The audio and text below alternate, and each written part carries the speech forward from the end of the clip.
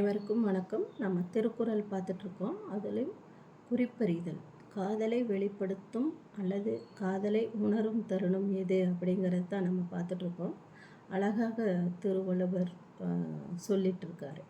என்ன சொல்கிறாரு அப்படின்னு பார்த்தோம்னா, இந்த காதலை உணரும் பருவம் ரொம்ப 13-14 வயது அந்த வயதில் தான் காதலை வெளிப்படுத்தும் தருணமாக இருக்கும் அப்படின்னு சொல்கிறாரு. அந்த வெளிப்படுத்தும் தருணம் அந்த பெண் எப்படி உணர்ந்து கொள்கிறாள் அப்படிங்கிறத பற்றி இந்த திருக்குறளில் குறிப்பாக சொல்லியிருக்காரு. என்ன அப்படிங்கிறத பார்க்கலாம். இந்த திருக்குறள் என்ன அப்படிங்கிறத நாம் குறிகொண்டு நோக்காமை அல்லால் ஒரு கண் சிறகணிந்தால் போல் நகும் அப்படின்னு சொல்கிறாரு. குறிகொண்டு நோக்காமை அப்படின்னா குறிப்பாக அந்த ஆணவே அந்த பெண் பார்த்துக்கிட்டே இருக்கா அப்படின்னு பார்த்தோம்னா, நேருக்கு நேர் போய் ஒரு ஆண் முன்னால் நின்று நான் உன்னை காதலிக்கிறேன் அப்படின்ட்டு அந்த பெண் காதலை உணர்த்த முடியாது. அந்த ஆண்மகனும் இவங்க நம்மளை காதலிக்கிறாங்க, அந்த காதலை ஏற்றுக்கொள்ளலாம் அப்படின்னு அந்த ஆணும் நினைக்க மாட்டான். அப்போ எப்படி தான் அந்த காதலை சொல்லுவாங்க அப்படின்னு பார்த்தோம்னா, அந்த பெண் முதல் உணரணும் இல்லையா? அந்த பெண் எப்படி உணர்ந்து கொள்ளுவாள் அப்படின்னு பார்த்தோம்னா, ஏற்கனவே காதல் வயப்பட்டவங்களாக தானே இருக்கிறாங்க. அந்த காதலை உணர்த்துவது எப்படி அப்படின்னு பார்த்தோம்னா,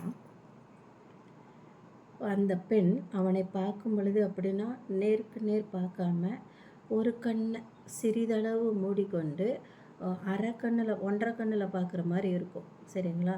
அப்படின்னா என்ன, நான் பார்க்குறேன் ஆனால் நான் பார்க்கல அப்படிங்கிற மாதிரியே அந்த குறிப்பை உணருவதாக இருக்கும். எப்படின்னா, காதலன் போயிட்டு கூப்பிட்டு பக்கத்தில் இருக்கிறவங்கள கூப்பிட்டு அவங்க பாருங்கள் அவங்கள பார்க்குறாங்க அப்படின்றது யாரும் சொல்ல வேண்டாம்.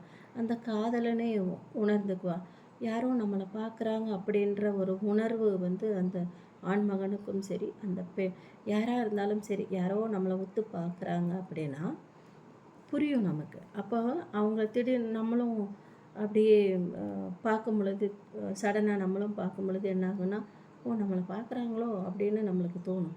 ஆனால் இந்த பெண்ணானவள் தன் காதலை உணர்த்துவது எப்படி அப்படின்னா, ஒரு கண்ணை சைடாக அப்படியே ஒரு பக்கமாக அந்த கண்ணை மூடிட்டு இன்னொரு கண்ணில் முழுவதுமாக பார்க்குற மாதிரி அப்படியே பார்ப்பா. அப்படின்னா என்ன அர்த்தம்?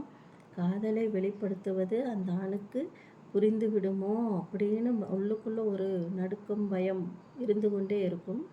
அந்த நடுக்கம், பயம் அதெல்லாம் உள்ளூர தான் இருக்கும். ஆனால் வெளிப்பார்வைக்கு மற்றவங்க பார்வைக்கும் அந்த காதலனுக்கும் அது பயத்தை தெரிவிப்பதாக இருக்காது. மாற என்ன தான் இருக்கும் அப்படின்னு பார்த்தோம்னா, அவன் மெல்ல புன்னகை பூப்பா இல்லையா? அந்த புன்னகையை வெளிப்படுத்தும் விதம் தன் காதலை உணர்த்துவதாக காதலன் புரிந்து கொள்ள வேண்டும் அப்படிங்கிறத வெளிப்படுத்துது.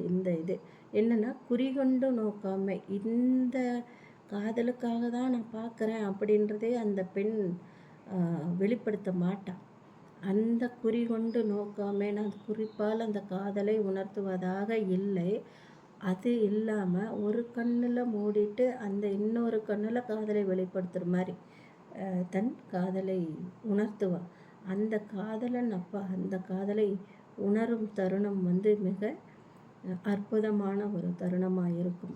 அந்த தருணம் இருவரும் உணர்ந்து கொண்ட தருணம். 2 பேருமே மெல்ல சிரிச்சுக்குவாங்க.